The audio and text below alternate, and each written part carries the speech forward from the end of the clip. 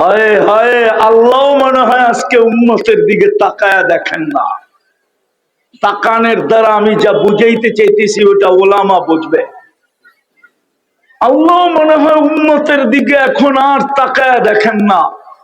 যদি তাকায়া দেখতেন তাইলে একজনের জন্য ফেরেশতা পাঠাইলেন 30 লক্ষ চ্যানেলটি সাবস্ক্রাইব করে আমাদের সঙ্গেই থাকুন। জন্য কেন ফেরেশতা পাঠান না? 30 লক্ষ মুসলমান কোথায় ফেরেশতা? আজ পর্যন্ত তো ফেরেশতা দেখলাম না। হুজুররা দেখছে কিনা আমি জানি না, আমি তো দেখি নাই। কি আপনারা দেখছেন ফেরেশতা? হ্যাঁ, আপনারা মিডিয়ায় ফিলিস্তিন দেখছেন, আমি এই দুই চোখে ফিলিস্তিন দেখছি। একটু মনোযোগ, নাইলে কথা বুঝে আসবে না। এই দুরবস্থা কেন হবে? একজনের জন্য ফেরেশতা চলে আসছে, তাও চতুর্থ আকাশ থেকে। প্রমাণ চান? প্রমাণ কিতাবে লেখা আছে, ওলামা কিতাব উঠাইলে পাবে। হায়াতুস সাহাবায় লেখা আছে, সাহাবিয়ে রসুলকে ডাকাতে ধরছে, বলছে তোমার মাল নিয়ে নিব। কয় নিয়ে আনে? তোকে হত্যা করবো। তাইলে তো ভালোই হয়, আল্লাহর কাছে যাওয়া সহজ হবে। বলছে তোর কোনো আশা আকাঙ্ক্ষা?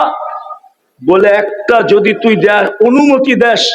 বলে সেটা কি? কয় 2 রাকাত নামাজ পড়া নেই, চলেই তো যাব। সর্বশেষ আমলটা যেন নামাজ হয়, নামাজ। বস 2 রাকাত পড়তে যায় কয় সেজদা দিতে হয়? আরে 2 রাকাতে কয় সেজদা? চতুর্থ সেজদায় যে একটা চিৎকার দিছে, ইয়া মুগিস আগিসনি, ইয়া মুগিস আগিসনি। চিৎকার দিতে দেরি, চতুর্থ আকাশ থেকে ফেরেশতা নির্বাচিত হইতে দেরি হয় নাই। দ্বিতীয় চিৎকার দিতে দেরি, 4 আকাশ অতিক্রম করতে দেরি করে নাই। তৃতীয় চিৎকার দিতে দেরি, মাথার কাছে আইসা ডাকাতকে জাহান্নামে পৌঁছাইতে দেরি করে নাই। ডাইন দিকে দাঁড়ানো ছিল, সালাম কখন ফিরাবে। সালাম ফিরায় যখন তাকাইছে, দেখে সুদর্শন যুবক, চেহারার থেকে 14 তারিখের চাঁদের চেয়েও বেশি আলো ছিটকায় পড়তেছে। মুখে মুস্কি, ঠোঁটে মুস্কি মুস্কি হাসি, খোলা তরবারি হাতে। জিজ্ঞাসা করছে তুমি কে? বলছে আশ্চর্যের বিষয় তো, তুমি তো ডাইকা আনলা, আবার তুমি জিজ্ঞাসা করো তুমি কে? তো বলছে আমি ডাইকা আনলাম। বলে তুমি কি শেষ সেজদায় চিৎকার দাও না, ইয়া মুগিস আগিসনি? ওই মুগিসেরই প্রেরিত আমি। বলছে আমার এটা আমার ব্যক্তিগত বৈশিষ্ট্য?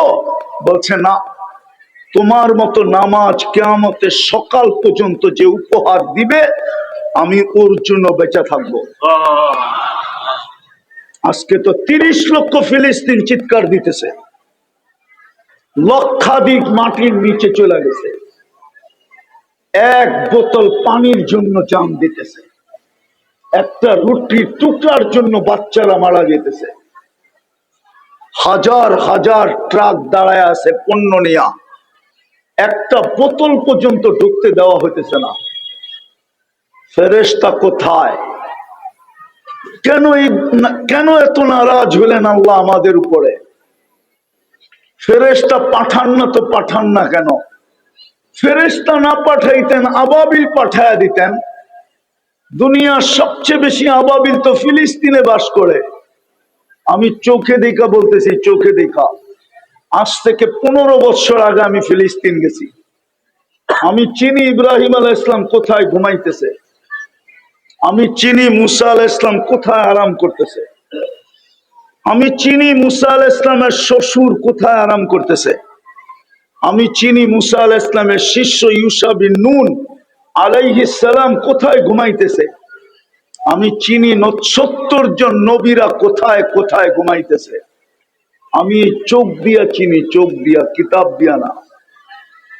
আমি চিনি 45,000 সাহাবাদের কবর কোন কোন জায়গায় ছড়ানো আছে। আমি চিনি জাফর ইবনে আবু তালেব কোথায় শুয়ে আছে।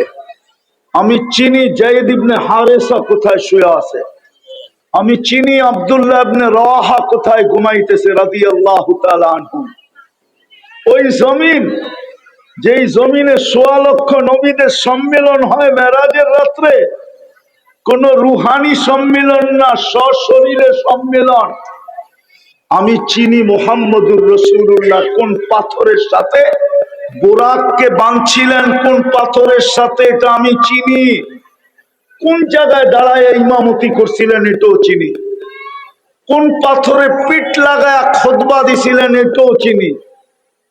আর কি বলবো আপনাদেরকে, ওই জমিনে ফেরেশতা কেন নামে না? এই উম্মত তো জান্নাত চিনে না, শুধু শব্দ চিনে। এই উম্মত তো নিজের পরিচয় জানে না, যে আমি কার উম্মত। নারীও জানে না, পুরুষও জানে না। রাগ হয়ে যাবেন, রাগ বলবো? হ্যাঁ বলবো? হ্যাঁ, হায় হায় হায়। আশুলিয়ার শ্রমিকরা রাগ হয়েন না, পায়ে হাত রাখি।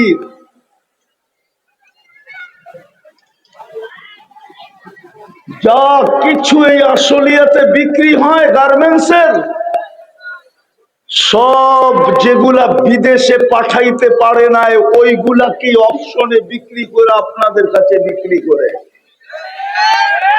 ওইগুলা পাই খুশি হয়ে গেলেন। শুধু জান্নাতের শব্দটা জানি, জান্নাত চিনি না। নারীর চালচলনও তো বলে না ও জান্নাত চিনে না, যুবকের চালচলনও বলে ও জান্নাত চিনে না। অথচ আল্লাহ তো বলে ইন্নাল্লাহ আশতারা, আল্লাহ তো বলে আমি কিনতে চাই তোকে। এতক্ষণ পরে দলিল দিলাম, আল্লাহ তো বলে তোকে আমি কিনতে চাই, কিন্তু নিজেকে সোনা তো বানা। তুই তো উম্মতে মুহাম্মদী, তোরে তো আমি জান্নাতের জন্যই উম্মতে মুহাম্মদী বানাইছি। এই উম্মত তো জান্নাতের জন্য তৈরি। এই উম্মত যদি জান্নাতের জন্য তৈরি না হইতো, তাহলে মুহাম্মদুর রাসূলুল্লাহকে আগে কেন জান্নাত দেখাইলেন? দুনিয়ার নিয়ম তো এটাই, বাড়ি যদি বানাইতে দেওয়া হয় কাউকে, সে বাড়ি কমপ্লিট করে বাড়ির মালিককে ডাকে যে চাবি নেওয়ার জন্য আসেন, আগে দেখেন, ওকে করেন আপনার ডিজাইন মতো হইল কিনা।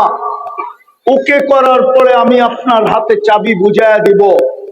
আর যদি আপনার পছন্দ না হয়, ডিজাইন মতো না হয়, তাইলে চাবি নেওয়ার আগ পর্যন্ত আমার কাছে ক্লেম করতে পারবেন।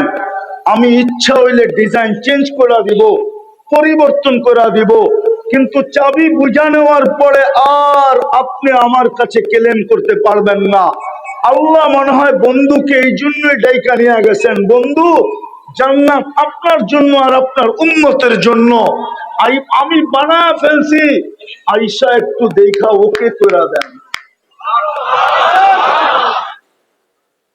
এই জন্যই তো ওনাকে নিয়ে গেছেন, অন্য কোন নবীকে তো জান্নাত দেখান নাই, সবাইকে শুনাইছেন, দেখান নাই।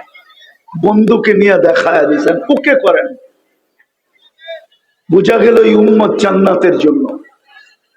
কুরআনও বলে ইন্নাল্লাহ আশতারা মিনাল মুমিনিনা আনফুসাহুম ওয়া আমওয়ালাহুম বিআন্না লাহুমুল জান্নাহ।